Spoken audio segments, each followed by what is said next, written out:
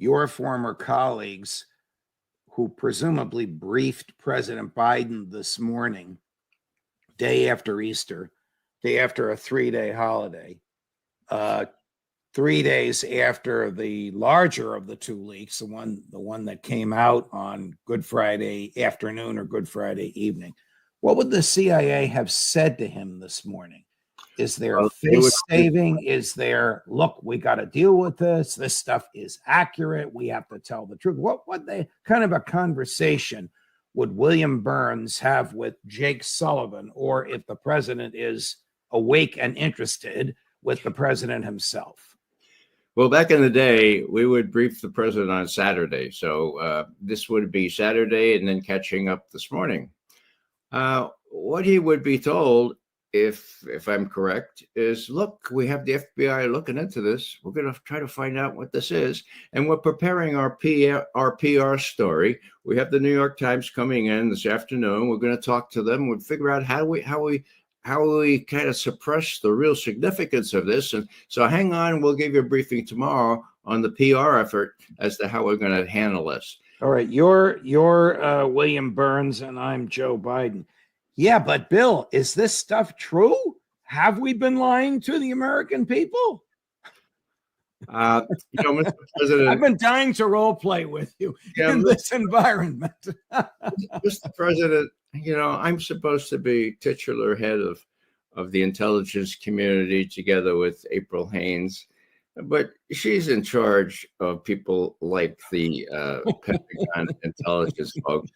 And, I don't know what, but the Pentagon intelligence, I can't control what they say. And I think they may have been stretching the truth a little bit, Mr. President, but don't put me on that, Mr. President, because I want to be part of the team. That's the problem, okay?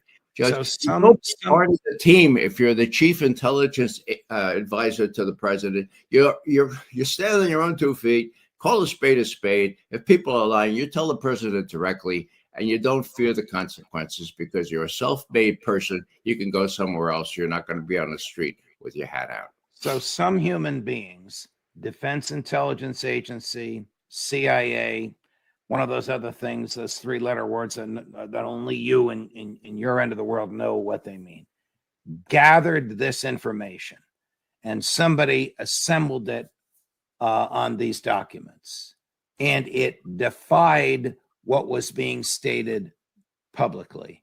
And now the defiers and their boss, the president, know about it. And the president has said nothing, and the defiers have said nothing. Yes, you're quite correct, Ray. They have attempted to downplay it through their acolytes, their vassals in the Wall Street Journal, the New York Times, and the Washington Post. But nobody has stood up and said, this is true. We've been lying. We've been wrong. Here's what we're doing from now on. Is it fanciful for me to expect that would happen? No, Judge. And I think there's a ray of light here. The New York Times could have suppressed this information. I mean, it was lying around, and they could have said, this is phony. This is crazy. But they chose to put it on their front page. The New York Times front page always has dominated. Well, we get here by that, and then here the children from the Russians kidnapped right in the middle of the thing right here. It's always dominated by these terrible stories about the Russians are doing. But, now they're faced up to it. And I think, this is speculation, I think that there are a lot of people in the Pentagon and elsewhere say this is a fool's errand. I mean, I have 10 kids, let's say. I don't want them to be fried in a nuclear war. The American people are being lied to. Let's get this stuff out. Now, what I say here is that the New York Times did have the option of saying, look, we're going to suppress this, as they have suppressed the information. What's today? Okay. It's been since May 7th, 2020, that the New York Times has suppressed the information that the head of the cyber firm looking into those emails from the DNC, he testified under oath that There's no evidence of any exfiltration. It was a leak on a thumb drive. Okay, that was the testimony was December 5, 2017. It was suppressed, and finally the New York Times and other media got it on May 10th, 2020. Now it's what? April 10th, 2023. People still don't know that story, and it gives the lie in proven sworn testimony that Russiagate was a fraud, okay? So if the New York Times could do that so well with that key piece of information, they had the option of trying to suppress this too. So I think that a lot of people say, well, let's let the Times deal with this, and maybe we can stop the president and those idiots that he has advising him. And I use that word advisingly, Jacob Sullivan and Tony Blinken. Maybe they'll be restrained when people know the truth that they've been lying through their teeth. Dana Bash from CNN, apparently she was given a telephone interview with the president over the weekend, which she was not permitted to record. No, it was Friday morning, Judge. Very early Friday morning. That's important. Okay. Whenever it was, she had this interview with him, and then she called into CNN to recount from her memory and her notes what he told her. Here's a portion of what she said, particularly the last few lines, which turned Alistair's stomach. Chris, cut number 12. And then he went on to say this: Iran should have listened to me when I said, I gave them, I don't know if you know this, but I gave them a 60-day warning, and today is day 61. And then he said they, meaning Iran, should now come to the table to make a deal before it's too late. And then he said something really noteworthy. He said, the people I was dealing with are dead, the hardliners, to which I just wanted to underscore. So what you're saying is Israel has now killed the people who you were dealing with. And he said very sarcastically, they didn't die of the flu. They didn't die of... Does any of this surprise you? Well, it turns my stomach too, Trump. But one must remember, this was the heyday. This is when Iranian air defense forces had been not working for, we later learned, 8 hours, okay? Right. Israel was winning, right? And so Truth said the same thing on Truth. Trump said the same thing on Truth Social at exactly the same time that he gave Dina Bash a special interview. So it was this heady atmosphere that Israel was winning, whether they told us or not. I mean, how embarrassing would it be for me, Trump, to say, "Whoa, this beats the hell out of me"? The Israelis attacked the... I mean, he didn't have the option of saying, "No, I didn't know anything about it." Now the whole thing has changed, okay? Now it's very clear that Iran is winning, okay? And oil terminals in Israel, not to mention nuclear facilities, are being hit by hypersonic missiles that cannot be defended against.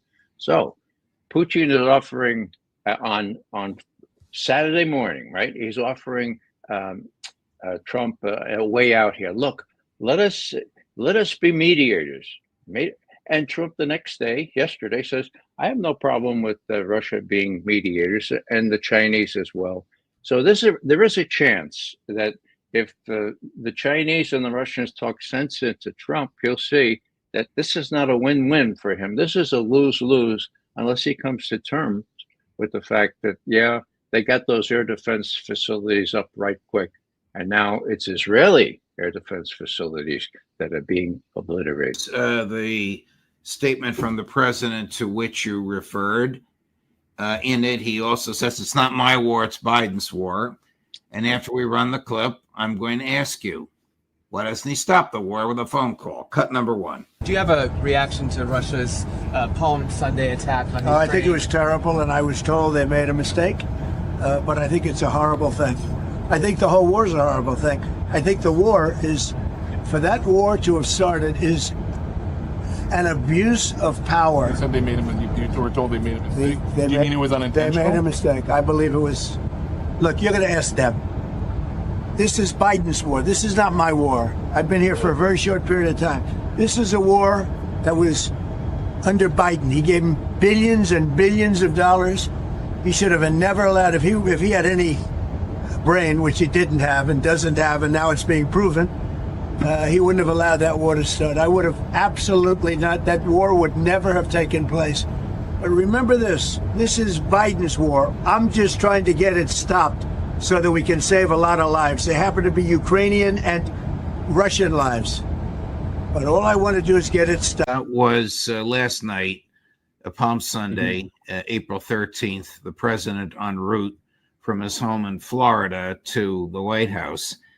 Now, one wonders why General Kellogg is still there. One wonders why he would make an absurd proposal for European security forces to stay in Ukraine, knowing that President Putin would never accept it and has already condemned it. And one wonders why, if the president of the United States wants to stop the war, he doesn't just stop it.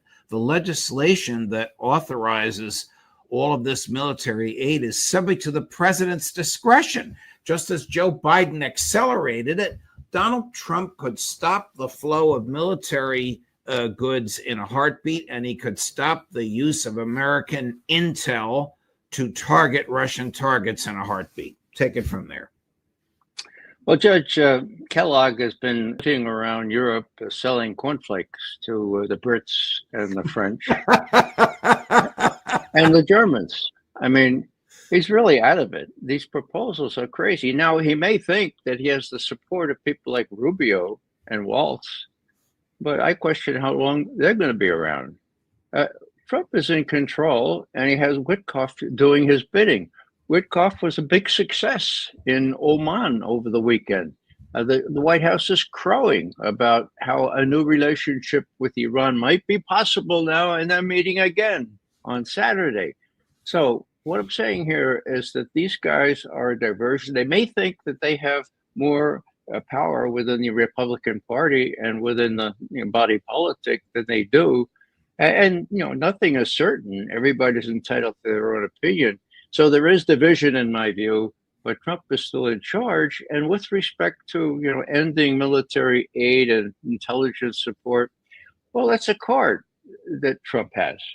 I mean, the aid's going to run out anyway because of the pipeline, and there's no new aid appropriated by Congress. So, why, if I were Trump, I would, I don't know what to do, but it makes sense to me that the aid and the intelligence, we can negotiate about that. That's the only card that Trump has. He's not going to play it just yet.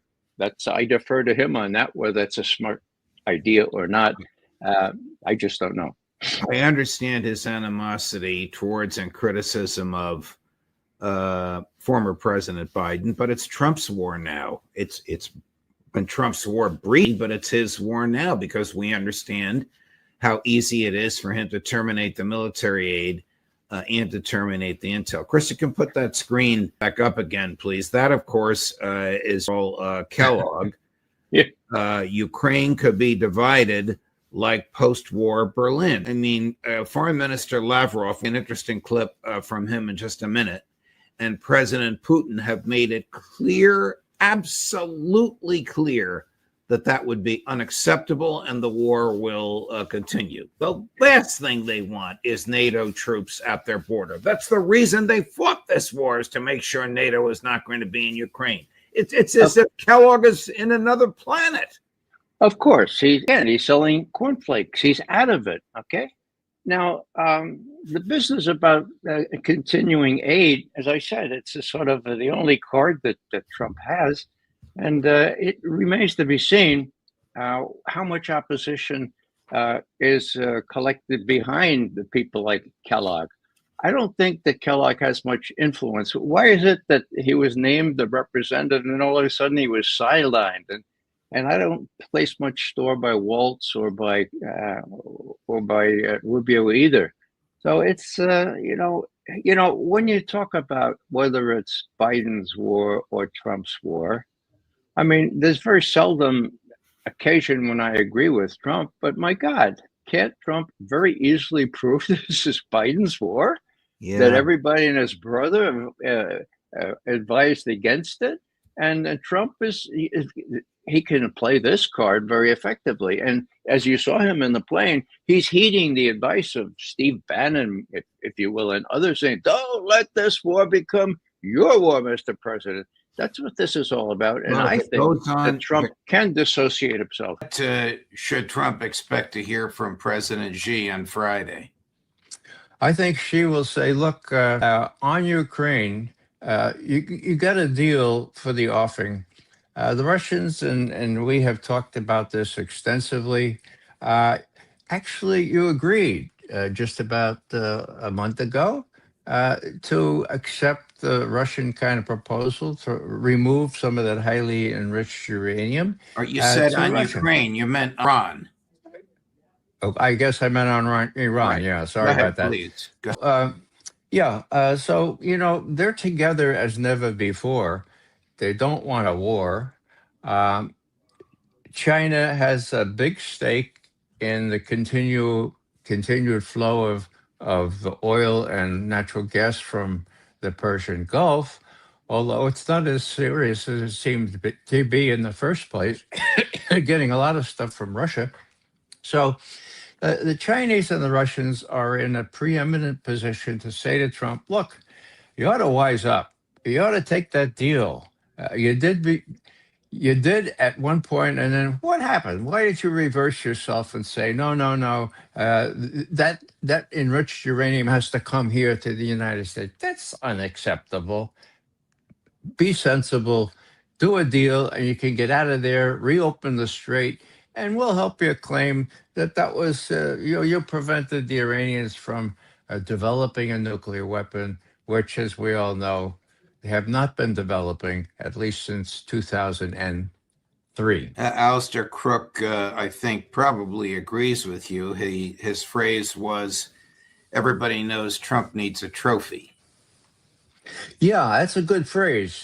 He does need a trophy, and it may not be solid gold, but you could put gold leaf around it. And yeah, he needs a way back. And these late night tweets and all that kind of stuff disturb me greatly.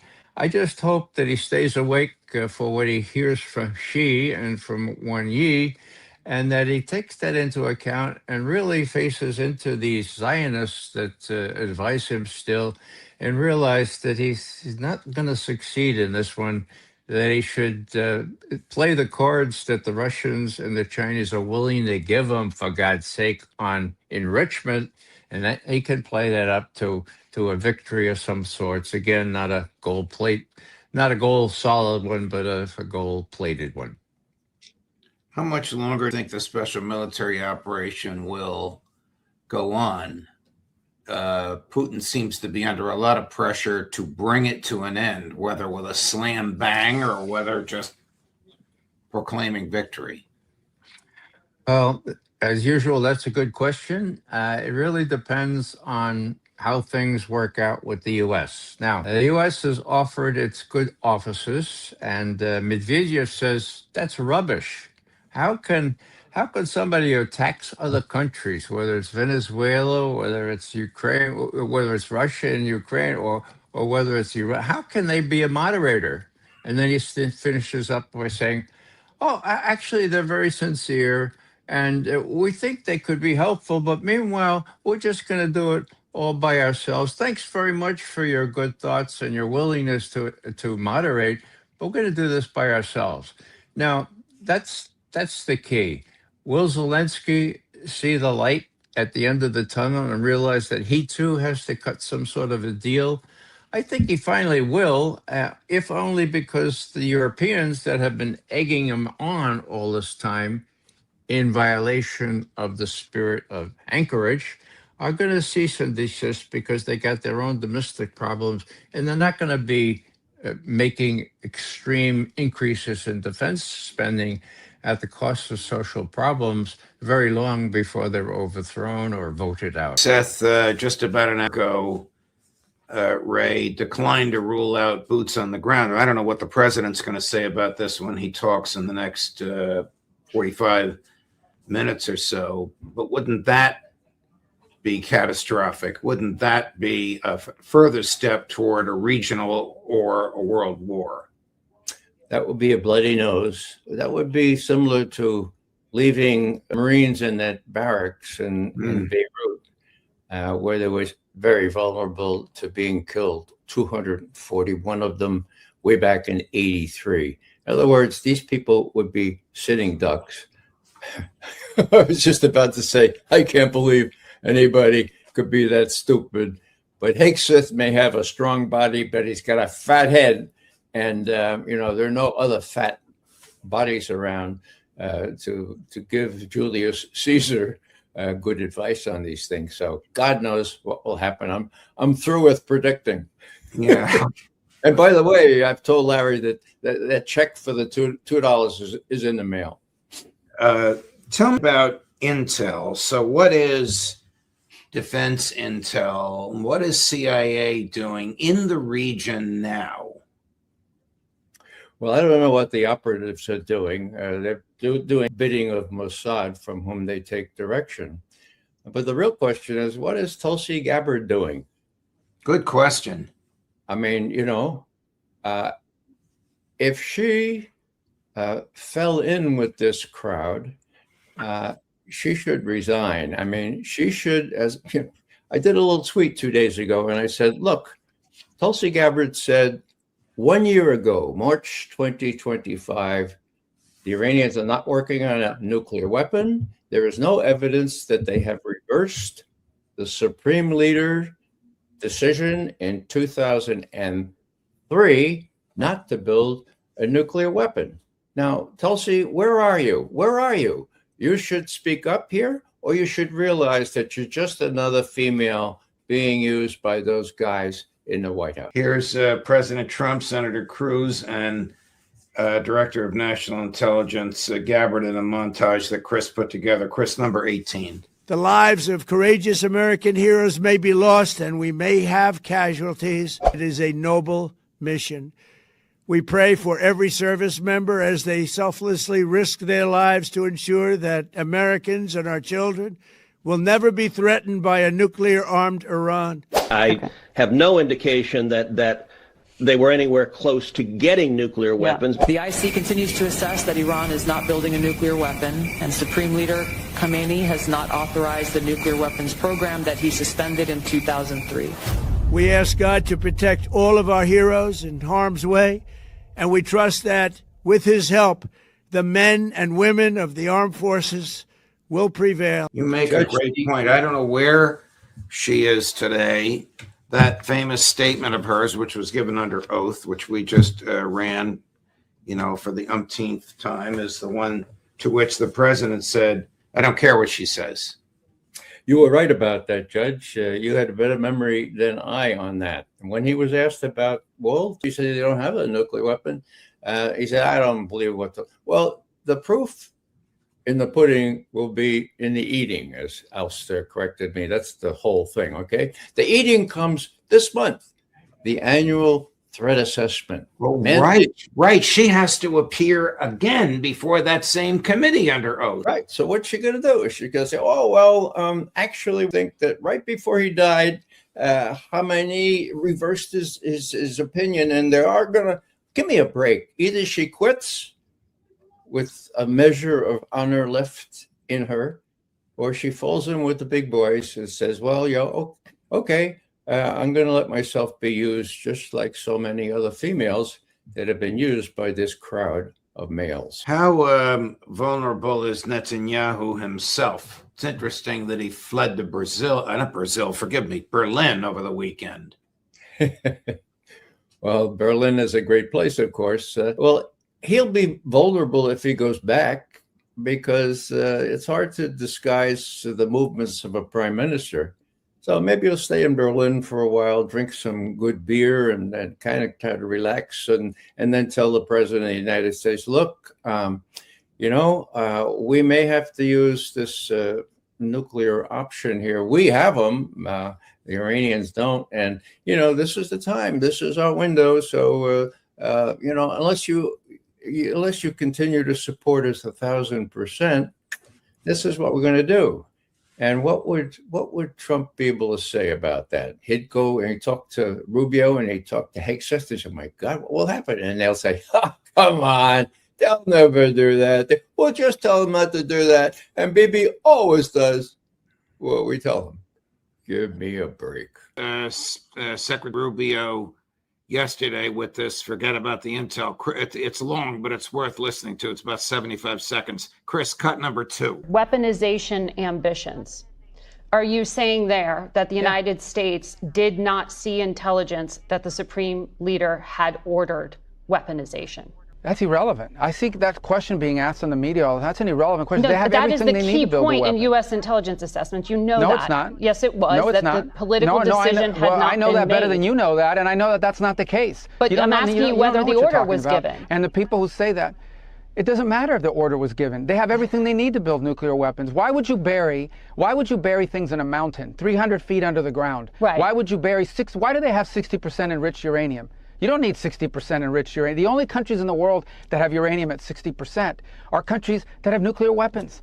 Because they can quickly make it 90. They have all the elements. They have. Why do they have a space program? Is Iran going to go to the moon? No, they're trying to build an ICBM. No, but so that's they a can one day question. put a That's a warhead on question. it. That's a question of intent, and you know, in the intelligence assessment, that it was that Iran wanted to be a threshold How do you state know what and the use this intelligence leverage. assessment says? I'm How do talking you about know what the public intelligence assessment March says? assessment, and that's why I was asking you if you know something more from but March. that's also if an an order inaccurate was representation of it. That's an accurate representation of it. That's not how intelligence is read. That's not how intelligence is used. Here's what the whole world knows. Forget about it.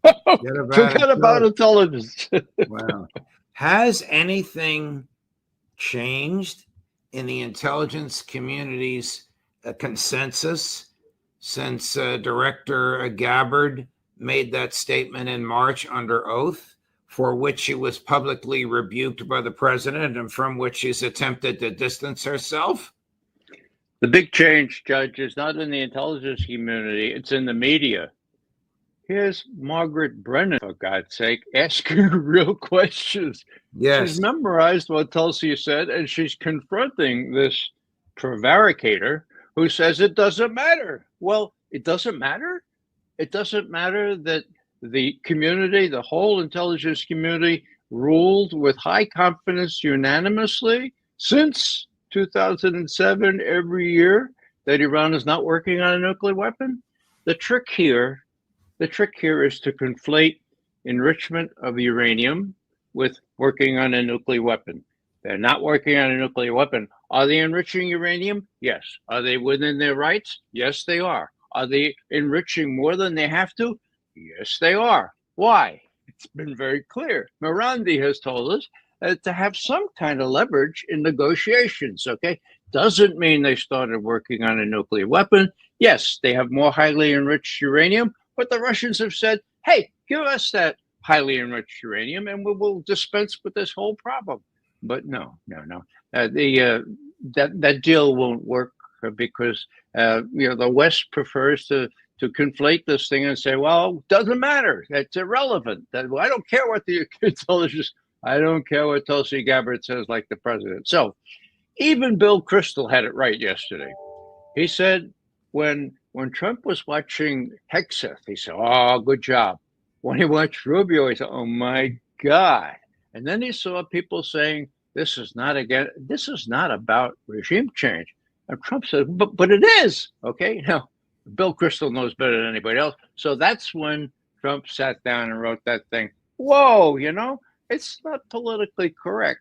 Again, as though he used the wrong pronoun, for God's sake. Right. That we say regime change. But, why don't we all make Iran great again by creating regime change? So the president is deranged. He was probably misled by this fancy guy with the blue uniform. Okay. Now, what did he say? He said, well, the bomb damage assessment, we really won't know, but it's already obliterated, or words to that effect. How can they know that? Rubio, yesterday, when he was asked twice, what is the legal authority here? You tell me if you think he actually answered the question, right? Cut number 10, Chris. President Trump was pretty clear yesterday. He said the United States is going to run Venezuela. Under what legal authority? Well, first of all, what's going to happen here is that we have a quarantine on their oil. That means their economy will not be able to move forward until the conditions that are in the national interest of the United States and the interest of the Venezuelan people are met. And that's what we intend to do. So that leverage remains, that leverage is ongoing, and we expect that it's going to lead to results here. We're hopeful that it does, positive results for the people of Venezuela, but ultimately, most importantly for us, in the national interest of the United States. We will no longer have, hopefully, as we move forward here, we'll set the conditions so that we no longer have in our hemisphere a Venezuela that's the crossroads for many of our adversaries around the world, including Iran and Hezbollah, is no longer sending us drug gangs, is no longer sending us drug boats, is no longer a narco-trafficking paradise for all those drugs coming out of Colombia to going through the Caribbean and towards the United States. Let me ask the question again. What is the legal authority for the United States to be running Venezuela? Well, I explained to you what our goals are and how we're going to use the leverage to make it happen. As far as what our legal authority is on the quarantine, I'm very simple. We have court orders. These are sanctioned boats, and we get orders from courts to go after and seize these sanctions. So I don't know, is a court not a legal authority? Wow, this guy wants to be the president of the United States. There's no basis under the Constitution for the president on his own to invade another country and decapitate the leadership, excuse me, and then stay there and say, we're going to run it. But he's got a supine Congress. It only takes a few Republicans to join the Democrats